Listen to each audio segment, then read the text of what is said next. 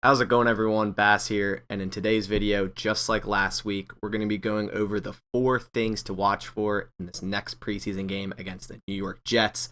The game is on Saturday, August 21st at 3:25 Central Time. So I'm going to start this video out by stating the obvious. We are unsure if Jordan Love is going to be playing in this game. In my opinion, it's about a 50-50 chance at this rate. If he practices at all, even in individual drills tomorrow, I'd say he might go out there and play Saturday, but if he does nothing tomorrow, my bet's on the quarterbacks being Kurt Benkert and Jake Dolgala for all the games Saturday. So a very big opportunity for Kurt Benkert. Now, throughout this whole training camp, he hasn't really got many first-team snaps, so if it's just him and Dolgala come Saturday, I'd say Benkert probably gets 65 to 75% of the snaps. So for number one in my 4 things to watch for this game, I have a better run game. Now, last week's run game and offensive line run blocking was trash, for a lack of better words. Only 2.3 yards per carry, and the most yards ran by a running back was Dexter Williams with 32.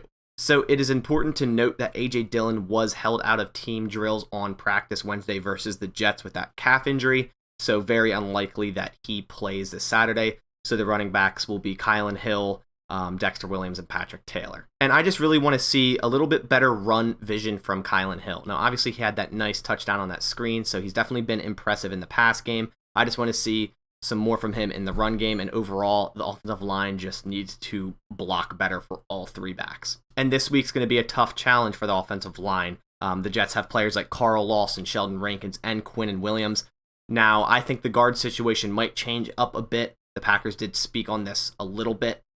Last week, it was John Runyon Jr. starting at left guard and Lucas Patrick at the right guard. And this week during practice, the Packers have been giving rookie Royce Newman every single chance to take over that right guard starting spot. So I think this week in preseason, game 2, it might run Royce Newman at right guard and then one of Ben Braden or John Runyon there at left guard. And then also Dennis Kelly was hurt today on Wednesday's practice with a knee injury, so unlikely that he will play in this preseason game. And in that case, it'll probably be Wisconsin rookie Cole Van Lanning lining up at right tackle. And that's also considering that Josh Nijman will be lining up at left tackle once again. I really want to see this team run a lot if Jordan Love cannot play on Saturday because, like I said, the run game against the Texans was very bad and honestly embarrassing. So I would like to see them really focus on the run game come here this Saturday, especially if Jordan Love can't play. So for number 2, I'm going to be keeping it pretty much the same as last week, and that is continuing the wide receiver battle. Now, Devin Funchess was hurt in this week's practice, so who knows if he'll be ready to go Saturday after his nice performance against the Texans.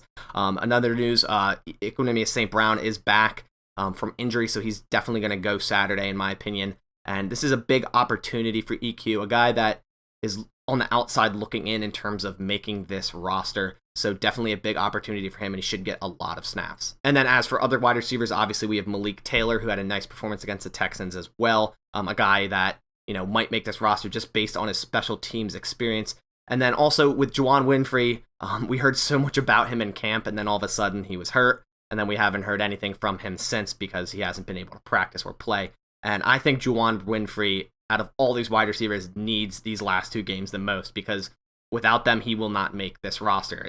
At best, he would make practice squad. And then after that, you have wide receiver Reggie Bagleton, who I think had 1 catch against the Texans, probably going to be a practice squad wide receiver. And then we have Chris Blair, who has an ankle injury, so who knows if he'll go Saturday. And then, of course, we have Amari Rodgers, who is a roster lock at this point, but still going to be playing in this preseason game. And I just want to see more from Amari Rodgers. I want to see them maybe run him in a jet sweep once or twice and even give him potentially some backfield snaps because they've been doing it in practice, so I would like to see that in real time in game. All right, so now for number 3, I'm moving over to the defense, and that is for the 6th cornerback spot. Now, obviously, the first 5 corners on this team are pretty much locks to make the roster.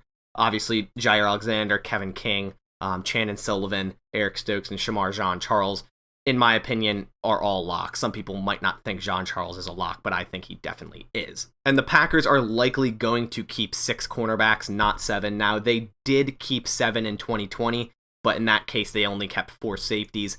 I see them keeping 5 safeties this year, so in that regard, I still think the Packers are going to keep 6 cornerbacks come cut down to 53. So that leaves 1 spot for KB Nento, Kadar Holman, a player they just traded for, Isaac Yadam, and Dominique Martin. In my opinion, right now, KB Ento is in the lead for that 6th spot. He had a very, very nice game. I think he was the top-rated PFF defensive player for the Packers. He had a very nice game against the Texans, but it's also hard to look past and give up on Kadar Holman's 4.38 40. But overall, Ento is just a great story. The wide receiver convert to cornerback from Colorado in 2019 just gives me extreme nostalgia from the Sammy Shields days. Obviously, this spot is also very important to contribute on special teams, just like that back-end wide receiver spot. So it might also just come down to Kadar Holman being a very good gunner, and that would be the reason he gets the 6th spot, just due to his speed and being a good gunner. But I'd also like to see KB Ento on special teams, see what he has out there as well. So last but not least, for number 4, I have the front 7. So last week, to the contrary of having bad run game on offense, they also had a pretty bad run game on defense and pass rush as well. They allowed 170 rushing yards at a 4.6 yards per carry, 2 touchdowns, and only had 1 sack, and the sack was by an inside linebacker, Oren Burks. Now, it's important to note last week they didn't have any starters from the front 7.